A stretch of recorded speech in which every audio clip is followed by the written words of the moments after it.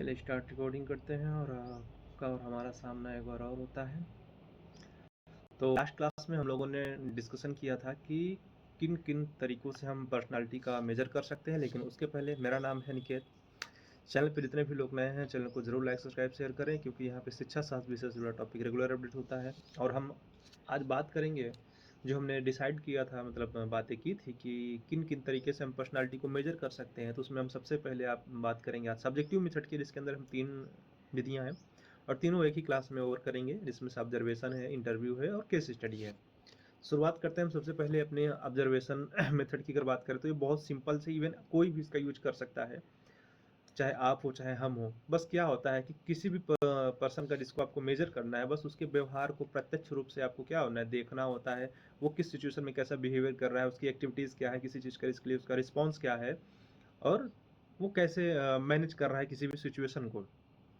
तो ये सबसे सिंपल तरीका है, सबसे पुराना तरीका है।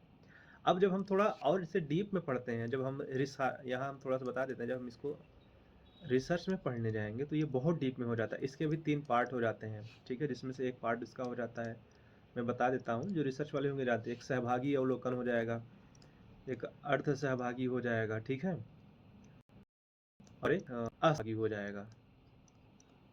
इसके अलावा भी और पार्ट हैं इसके, बट मेजरली हम जब रिसर्च में पढ़ते हैं तो इन 3 को पढ़ते हैं।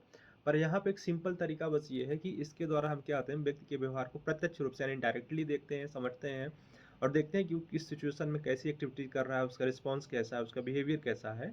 और फिर भी लोग इसको as a scientific method use करते हैं, क्योंकि ईजिली है, बहुत ज़्यादा आपको कोई पैसा नहीं लगाना पड़ता है, कोई बहुत ज़्यादा टूल नहीं बनाना पड़ता है। बस एक सिंपल सा तरीका है कि बस सामने वाले को कितने अच्छे से आप ऑब्जर्व कर पाते हो, मतलब कितने अच्छे तरीके से आप सामने वाले को देख पाते हो, यही पूरा डिपेंड करता है।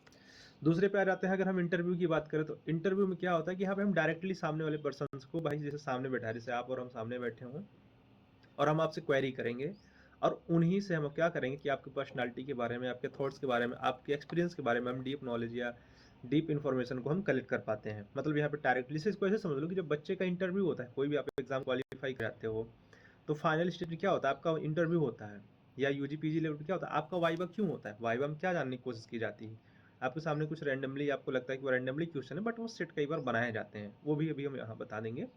बट होता क्या है कि आपसे कई क्वेश्चन पूछे जाते हैं। उन क्वेश्चन पूछने का क्या मतलब है, यही कि आपको उस चीज़ के बारे में जानकारी है नहीं। तो वही तो होता है जब हम पर्सनालिटी में इसका यूज करते हैं। और ये भी रिसर्च का एक मेथड है, डेटा कलेक्शन में, ठीक है।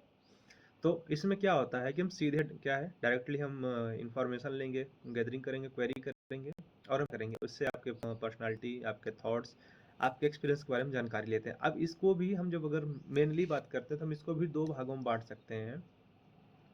एक हम बोलते हैं स्ट्रक्चर्ड और एक बोलते हैं अनस्ट्रक्चर्ड। स्ट्रक्चर का मतलब ये होता है कि हमारे यहाँ पे प्रश्न क्या होंगे, वो सेट होंगे, हम बने बनाए क्वेश्चंस पूछेंगे। हम हमारा सिलेबस होगा या कह सकते हो सब्जेक्ट हो गया, जिस भी फील्ड से होगा उसको हम फिक्स करके रखते हैं और उसी से हम क्वेरी करेंगे।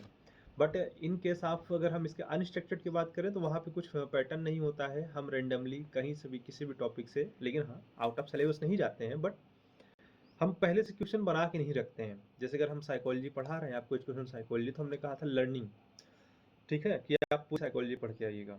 तो कई बार क्या होता है कि हम 10 क्वेश्चन बना के आए हैं, वही 10 पूछेंगे, बट यहाँ पे वो 10 नहीं चलता। हम लर्निंग से भी पूछ सकते हैं, मोटिवेशन से भी पूछ सकते हैं, पर्सनालिटी से भी पूछ सकते हैं, इंटेलिजेंस से पूछ सकते हैं, ग्रुप डायनेमिक्स से पूछ सकते हैं, क्रिएटिविटी से पूछ सकते हैं, एनी हाउ, ठीक।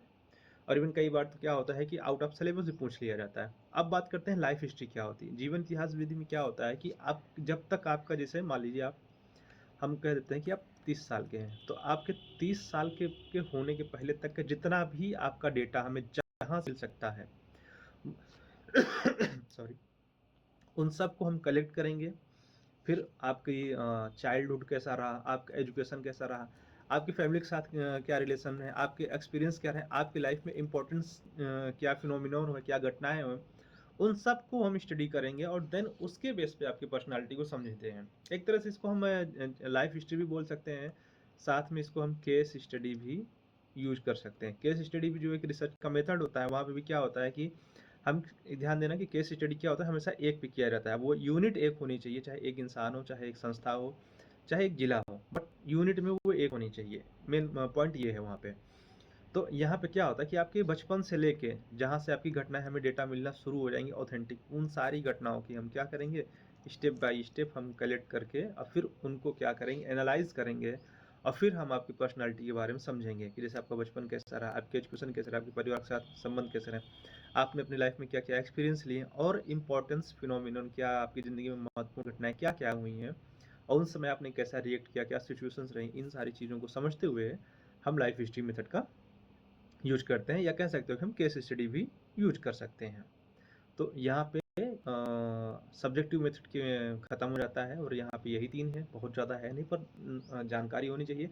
मेन आपको ध्यान से पहले ही बता दे रहा हूँ कि आपको मेन जो जानकारी होनी चाहिए वो है प्रोजेक्टिव मेथड्स के बारे में। अगर प्रोजेक्टिव मेथड्स के बारे में नहीं पता है तो आपकी पर्सनालिटी पढ़ना बेकार है, क्योंकि क्लियरली है कि किसी न किसी एक टेस्ट को पूछा जाएगा एग्जाम में, और अभी तक एजुकेशनल साइकोलॉजी का कोई ऐसा एग्जाम नहीं गया है जिसमें से प्रोजेक्टिव मेथड से टेस्ट ना पूछा जाए। कुछ न कुछ क्वेरी आना फिक्स होती है, चाहे आप जिस सेक्शन में तैयारी कर रहे हो, चाहे आपका डिस्क्रिप्टिव एग्जाम हो, चाहे ऑब्जेक्टिव आपका एग्जाम हो, चाहे आप टेट सी टेट दे रहे हो या नेट दे रहे हो, कोई भी एग्जाम दे रहे हैं, बीएड कर रहे हैं, एमएड कर रहे हैं, कुछ भी, तो इसके बिना तो हो नहीं सकता, क्योंकि अगर व्यक्तित्व का मापन नहीं किया तो आपने जाना क्या। सो तो यहाँ तक जितने भी लोग आ चुके हैं वही बात हमारी फिर से हम दोहराएंगे कि चैनल को ज़रूर लाइक सब्सक्राइब शेयर करें। ये मेरा एफर्ट है कि आपको मैटर प्रोवाइड करा रहा हूँ सारी चीज़ें, और वो आपका एफर्ट है कि बस चैनल पे अंगूठे का सपोर्ट करिए, उसको ज़्यादा से ज़्यादा लाइक शेयर सब्सक्राइब करें। मिलते हैं आप लोगों से नेक्स्ट क्लास में, और इसमें हम बात करेंगे इसके बाद ऑब्जेक्टिव मेथड की। ओके, तो मिलते हैं नेक्स्ट क्लास में, तब तक के लिए थैंक यू।